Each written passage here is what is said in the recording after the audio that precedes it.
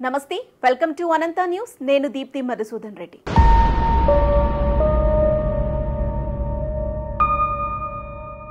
Calcutta doctor ఘటన జరిగి ఇన్ని రోజులవుతున్నా నిందితులకు శిక్షలు పడలేదు. ఈ కేసులో న్యాయం ఆలస్యం అవుతుందని బాధపడటం తప్ప మనమేం చేయగలం? సిబిఐ సరైన పద్ధతిలో విచారణ చేస్తుంది కాబట్టి కాస్త ఆలస్యమైనా ఖచ్చితంగా న్యాయం జరుగుతుంది అనే నమ్మకం ఎక్కడో ఓ మూలన ఉండే ఉంది. అయితే ఈ కేసుకు సంబంధించి ఎప్పటికప్పుడు కొత్త విషయాలు వెలుగులోకి వస్తూనే ఉన్నాయి. అవి విని ఇంత ఘోరమా అని మనం బాధపడటమే జరుగుతూ వచ్చింది. కానీ ఇప్పుడు సుప్రీంకోర్టు కూడా దారుణం జరిగింది, ఘోరం జరిగిపోయింది. ఈ కేసు తాము ఊహించిన దానికంటే ఆందోళనకరంగా ఉందని స్వయంగా చీఫ్ జస్టిస్ చంద్రచూడ్ అన్నారు. చీఫ్ జస్టిస్ డిస్టర్బ్ అయ్యారు అంటే ఈ ఘటన ఎంత దారుణంగా జరిగిందో కదా. మన ఊహకి కూడా అందనంత దారుణం జరిగింది. ట్రైనీ డాక్టర్ మృతదేహాన్ని పోస్ట్ మార్టంకి పంపిన విధానం, శాంపిల్స్ తీసుకున్న విధానం, ఘటన జరిగినప్పుడు ఆ అమ్మాయిపై జరిగిన దాడికి సంబంధించి సిబిఐ నుండి వివరాలు తీసుకున్న ధర్మాసనం వాటిని చూసి షాక్ అయిపోయింది. అవన్నీ చూస్తుంటే మమతాకే కాదు, ప్రభుత్వం తరపు న్యాయవాది కపిల్ సిబాల్కి కూడా అసలు మనసే లేదేమో అనిపిస్తోంది. సందీప్ ఘోష్ ఎంత డేంజరస్ పర్సన్ అనేది తెలుస్తోంది. అసలు విషయాన్ని తప్పుదో పట్టించటానికి ఈ దుర్మార్గులు ఎంత పాపానికి ఒడిగట్టారో అర్థమవుతుంది.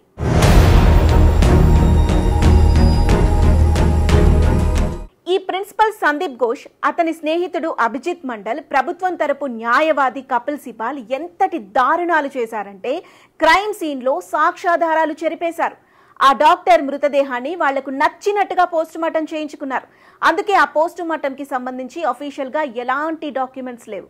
పైగా బాడీని రెండో పోస్ట్ మార్టం కోసం ఉండనివ్వమని ఆ అమ్మాయి తండ్రి అడిగితే రెండవ పోస్ట్ మార్టం చేసినప్పుడు ఎక్కడ అసలు నిజాలు బయట పడిపోతాయో అని ప్రిన్సిపల్ తన ఫ్రెండ్ అభిజిత్ సాయంతో హడావిడిగా దహనం చేయించేశాడు. వీటన్నింటినీ కవర్ చేయడానికి కపిల్ సిబాల్ సీన్లోకి ఎంటర్ అయ్యాడు. కానీ కోర్టు మాత్రం ఈ విషయాన్ని వదల్లేదు.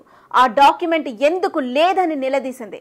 దాంతో తన ప్రెస్టేజ్ ఎక్కడ పోతుందో అని భయపడిన కపిల్ సిబాల్ కోర్టు ప్రొసీడింగ్స్ ని లైవ్ లో స్ట్రీమ్ చేయొద్దని రిక్వెస్ట్ చేశాడు. తన 50 సంవత్సరాల రెప్యుటేషన్ పోతుంది అన్నారు. అసలు ఏ తప్పు చేయనప్పుడు అలా ఆపేయమని అడగాల్సిన అవసరం ఏంటి?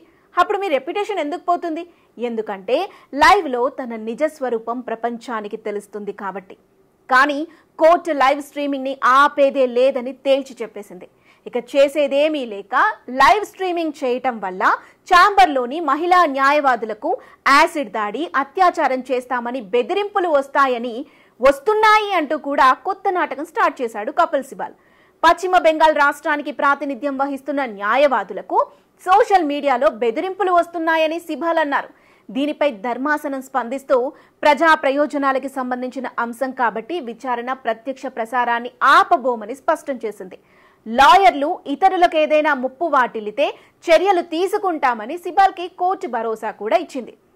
ఇక్కడ కపిల్ సిబాల్ తన మహిళా న్యాయవాదులపై దాడులు జరుగుతాయేమో అని భయపడుతున్నారు అంటే ఆయనకి కూడా కలకత్తా గవర్నమెంట్ పై నమ్మకం లేనట్టేనా? లేదంటే మనం ఇందాక చెప్పుకున్నట్టు తన రెప్యుటేషన్ పోతుంది అనే భయంతో లైవ్ స్ట్రీమింగ్ ఆపటానికి ఆడిన నాటకమా?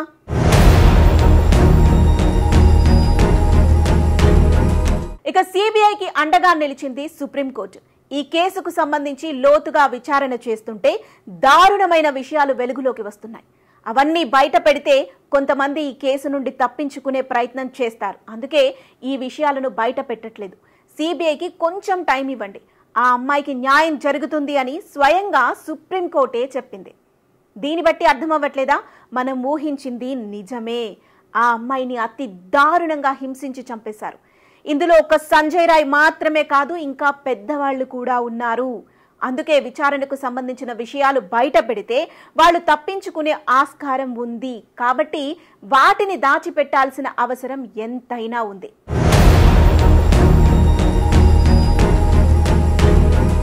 ఇక మరోవైపు హత్యాచార ఘటన తర్వాత ప్రభుత్వ ఆసుపత్రుల్లో మహిళా వైద్యులకు నైట్ షిఫ్ట్ లేకుండా చూసుకోవాలి అంటూ బెంగాల్ ప్రభుత్వం ఇచ్చిన ఆదేశాలపై సుప్రీంకోర్టు మండిపడింది.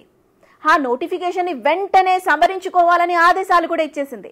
మహిళా వైద్యుల పని గంటలు ఒకేసారి 12 గంటలకి మించకూడదని పేర్కొంది.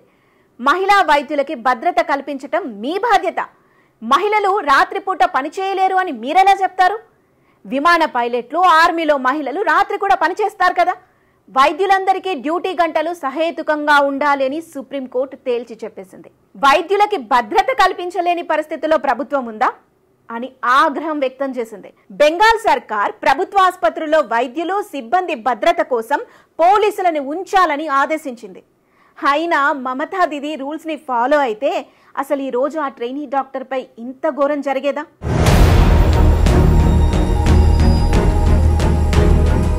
ఇక ఈ హత్య కేసులో ఘోష్, మండల్ని సెప్టెంబర్ 14న సిబిఐ అరెస్ట్ చేసిన సంగతి తెలిసిందే. మనం లాస్ట్ వీడియోలో కూడా చెప్పుకున్నాం.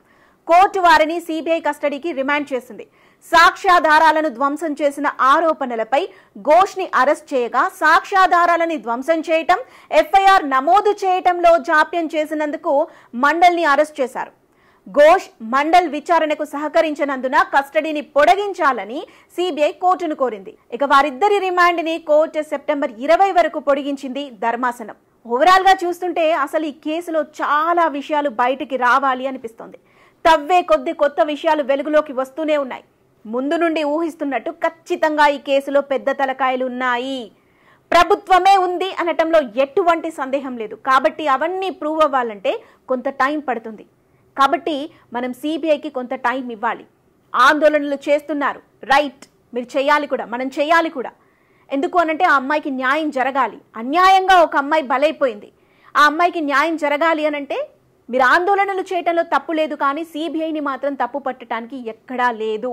పాపం సిబిఐ అన్ని విధాల ప్రయత్నాలు చేస్తూనే ఉంది. కానీ సిబిఐకి తగ్గట్టుగా అక్కడ సాక్ష్యాధారాలు లేవు. కాబట్టి సిబిఐ వాటన్నింటినీ కోర్టు ముందు ప్రూవ్ చేయాలి. కాబట్టి పైగా మనందరికీ తెలిసిందే, మన రూల్స్ ప్రకారం 100 మంది దోషులకి శిక్షలు పడినా పర్వాలేదు, కానీ ఒక్క నిర్దోషికి కూడా శిక్ష పడకూడదు అనేది మన రూల్లో ఉంది. కాబట్టి కోర్టుకి కూడా సాక్ష్యాధారాలు కావాలి. కాబట్టి వీటన్నింటినీ ప్రూవ్ చేయాలంటే సిబిఐకి ఇది పెద్ద టాస్కే.